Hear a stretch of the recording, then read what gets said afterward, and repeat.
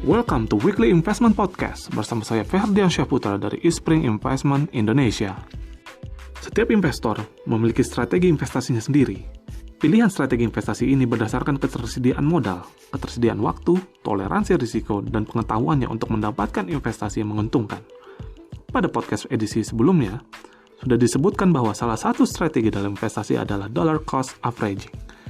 Berikut pembahasan lebih detail mengenai strategi investasi dengan dollar cost averaging.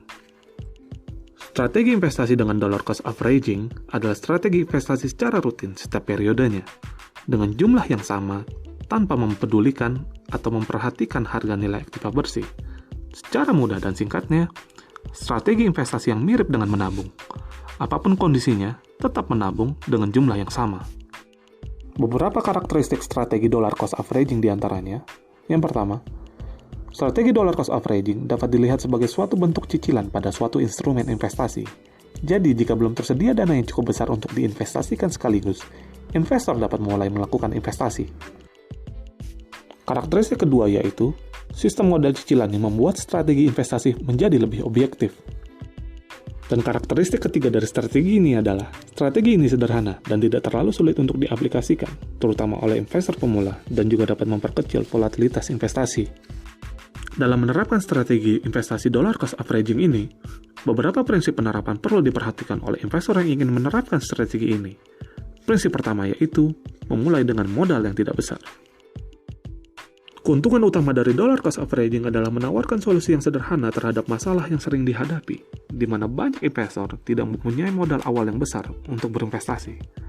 Oleh karena itu, dollar cost averaging memberikan kesempatan bagi investor untuk berinvestasi dan tidak memerlukan modal yang besar. Prinsip kedua, yaitu tetap disiplin.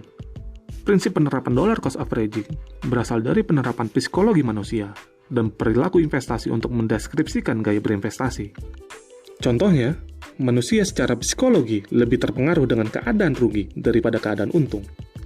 Sederhananya, kecemasan karena kehilangan uang lebih terasa, sementara kebahagiaan karena menghasilkan keuntungan terasa lebih sebentar. Seringkali, ketakutan akan kehilangan uang berpotensi mempengaruhi pikiran kita untuk tidak melakukan apa-apa, dan pada akhirnya memilih untuk tidak berinvestasi. Dollar cost averaging menyediakan cara yang sederhana untuk mengatasi masalah emosional tersebut. Dengan berinvestasi secara bertahap dan disiplin, dollar cost averaging memiliki risiko lebih kecil untuk jangka waktu yang sama.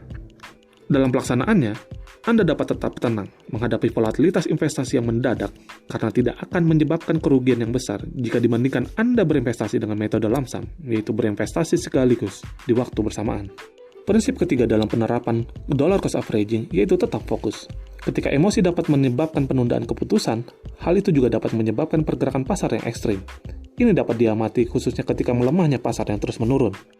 Biasanya, kita lebih pesimis selama periode ini, dan sulit untuk tetap berinvestasi. Selain itu, kita lebih mempercayai bahwa penurunan harga saat ini akan berlanjut di masa depan.